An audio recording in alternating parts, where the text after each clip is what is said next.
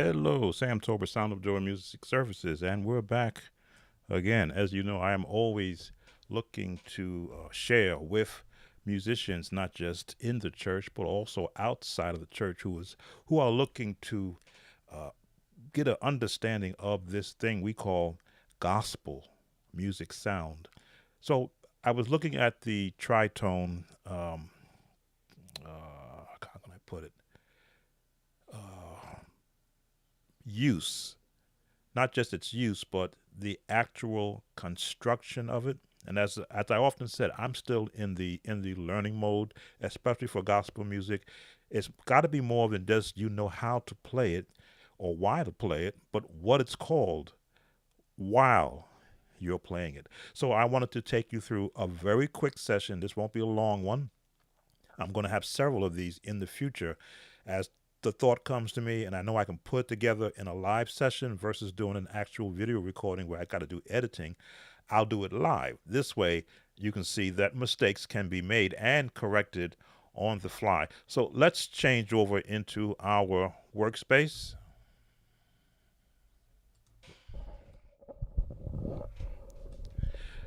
So the tritone, you will hear musicians talk about it amongst themselves, and they'll always play a series of chords around it and their use of it, which garnishes the ooh and the ah sound out of the musicians who happen to be watching. Some will have their iPhones or their Android out and they'll be trying to capture the hand placement, but not really the essence of why that chord was pushed in its place. So with the use of the Chordy app, let's first look at what a tritone chord is.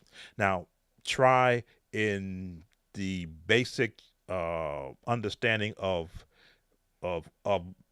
prefixes to words, try means three. So the first thing you're going to think of, well, they must mean three notes played simultaneously.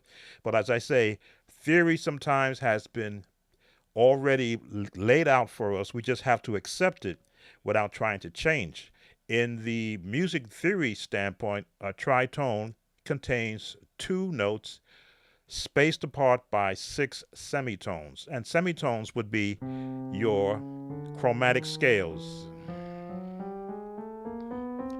And that's important to understand because when you're forming a chord, it is built upon one or two designated scales. This would be the chromatic scale. We call it half steps or semitones. Up one semitone or half a semitone, one semitone, up a half, a full semitone. So those will be considered, let me see, the full semitones, which make up the major scale. So whatever key you start in, they have to have a space between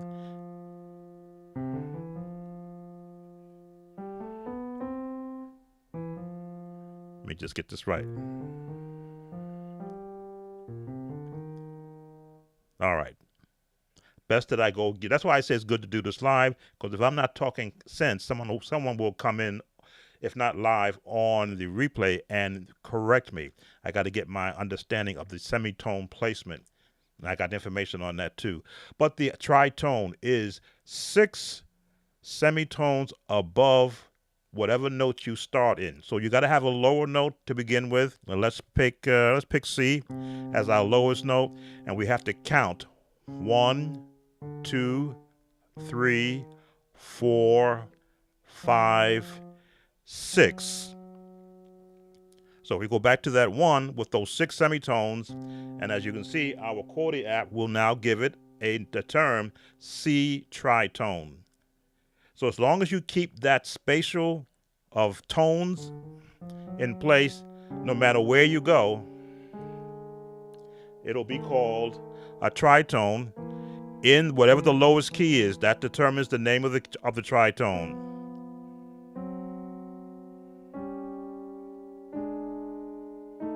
All the way up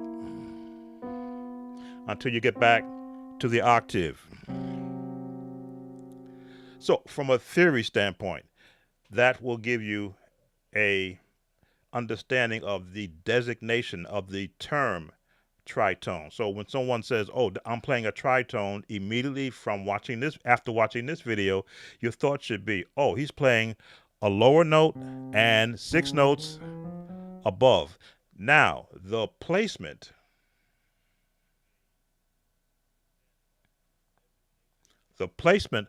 of that particular tritone is where you, in other words, you will hear what that tone, and hearing is where it really comes from. In this case, am I using this tritone in the key of C? One other designation I would like to include with that if you were to play 6 tones above the 6 tone, 1, 2, 3, 4, 5, 6, that's also a tritone.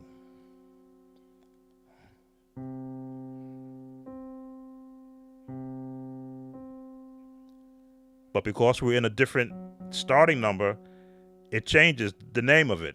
But if we did an octave, it again, the lowest note determines the name of the chord of the tritone. That's why you can place it in different places of a song and it sounds different based upon the lowest note. So the tritone tone, the sound that comes out of it. We're doing this one right here. Where would that one normally be placed? Depend upon what chords you're going to choose on your right hand. So let's see. That sounds horrible. That sounds horrible. That's not better.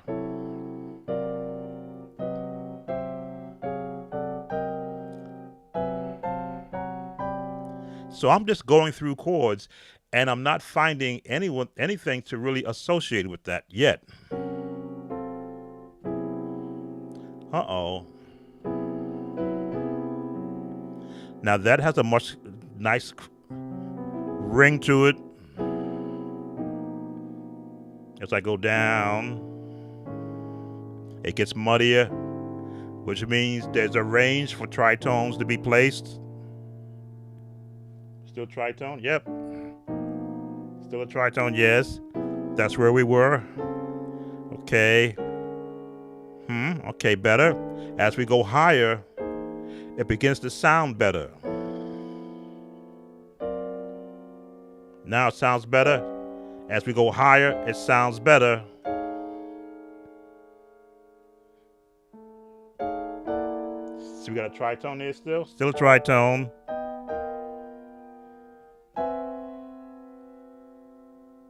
Still a tritone. So now it's about placement.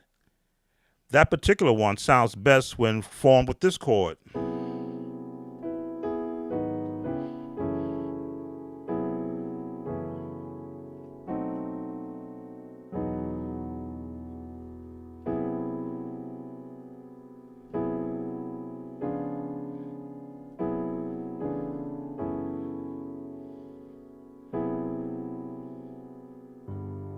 Put a nice bottom to it.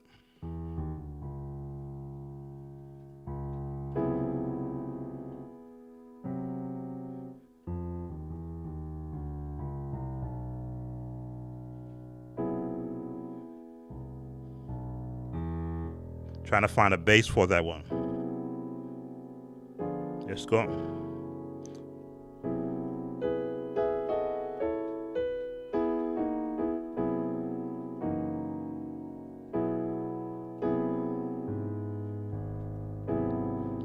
There's my bass that fits there.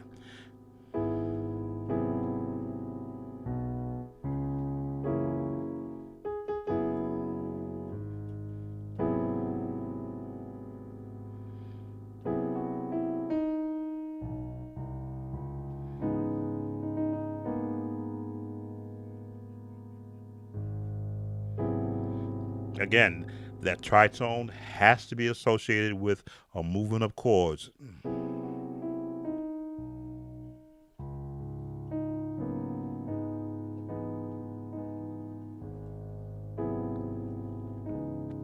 Now I'm finding, I'm doing this live because I want you to see me struggling to take just a tritone by itself with no association with a melody, no association with a song, no association with a set of chords, and find a place for it to rest.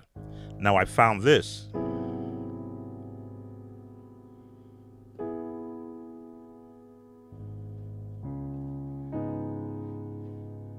A nice jazz chord.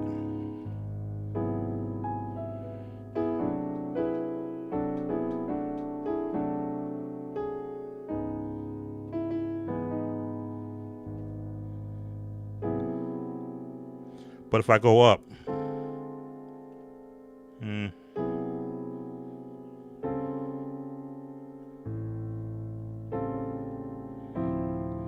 now all of a sudden more chords are open to me.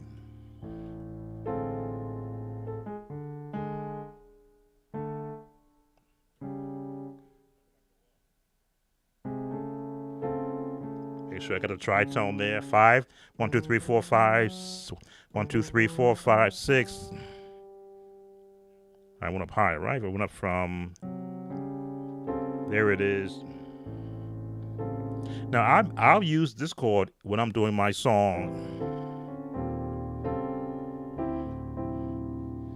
Let's see. Can I put it in? Trying to find a song. As the Deer.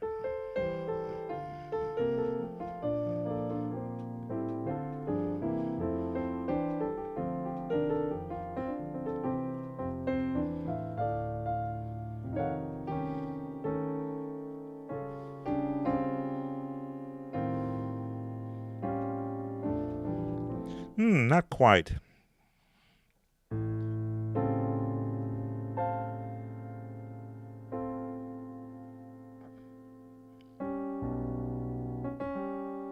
A different tritone.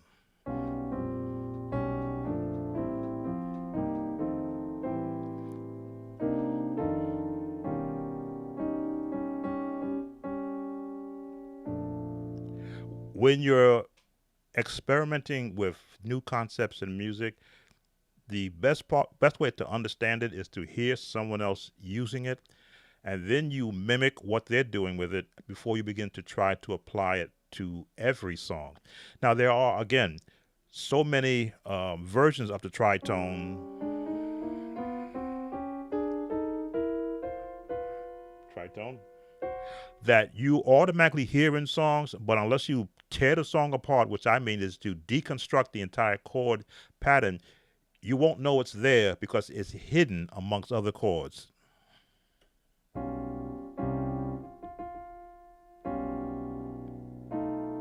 There we go. That's the chord I'm trying to get. There's my tritone.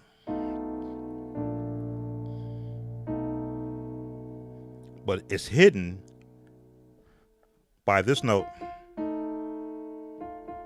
The minute that note comes up, that tritone becomes hidden, becomes a new name. But if you take away the last note and let those two notes be in there,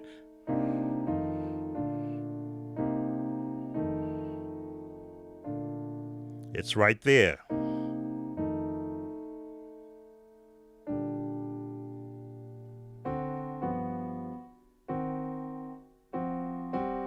Let's see.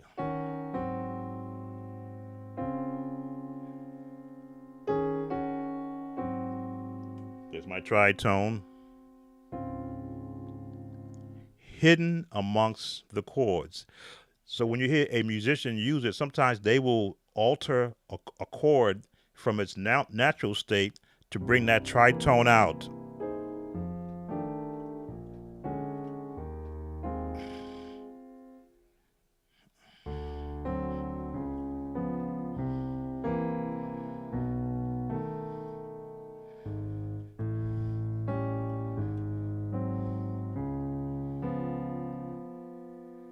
Now you see me bouncing the tritones off of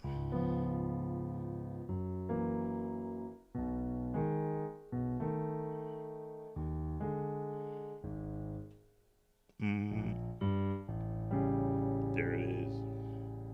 There's a tritone.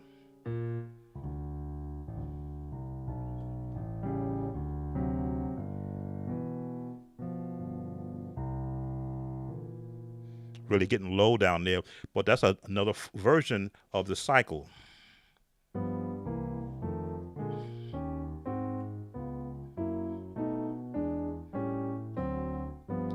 Again, things that a lot of musicians won't, the older musicians won't show the younger musicians. That is a different version of the circle of fourths. If we started in G, C, F, B flat, E flat, A flat, D flat, F, G flat, right? Or F sharp, B. There it is. And all I'm doing is going down. I'm just going down in chromatically.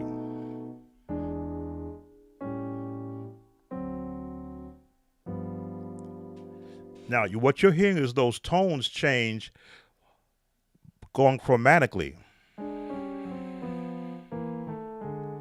But when I change the bass note to circle around the circle of fifths in a very shortened path, the tone changes.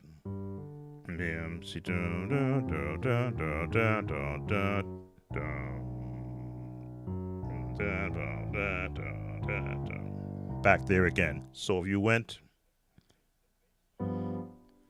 let's see, I'm going to get this right. Chord placement is important. Got change.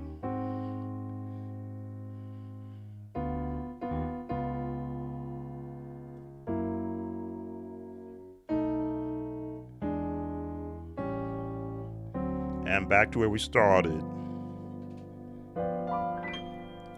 Tritones and the use of them. They can be placed to help fill out a chord.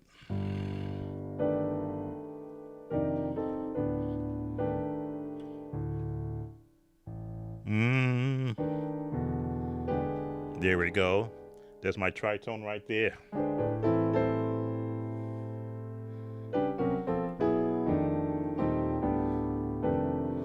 There it is again.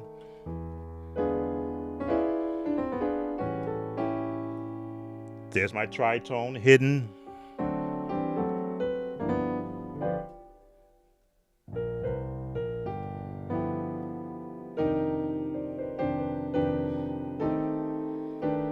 Again, it's hidden, but it's right there. There it is right there, but hidden.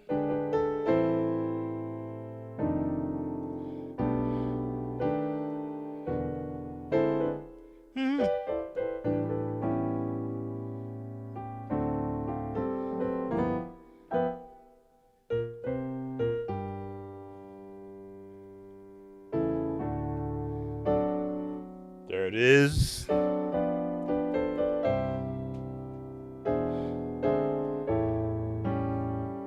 There it is again.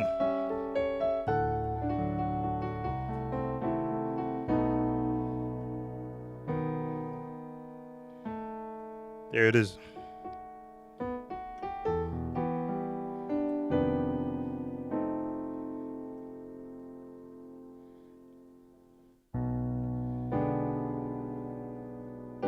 There it is again.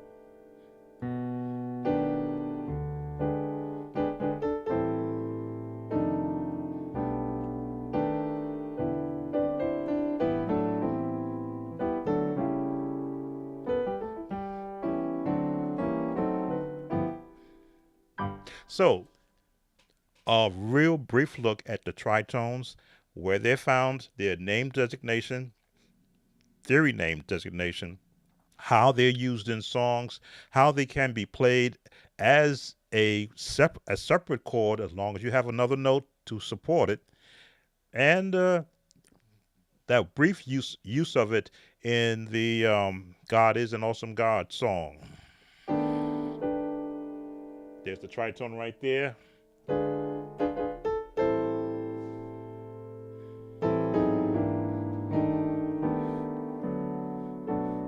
I have to go back and listen to it and get the correct chord, but I do know that chord is there.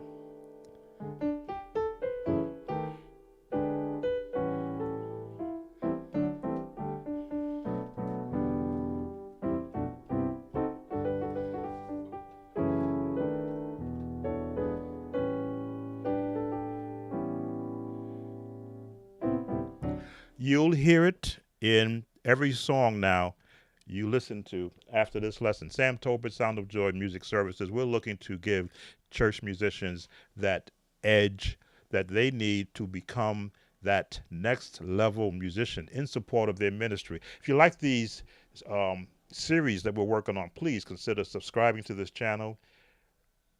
Give us that thumbs up. YouTube does like it when we do get likes on our videos because it lets them see that we are giving content that the users like. And of course, leave your comments. Look for more of these quick hitters, as I say, uh, techniques that you can be used in gospel music, especially for the piano. Take care now. See you on the next live.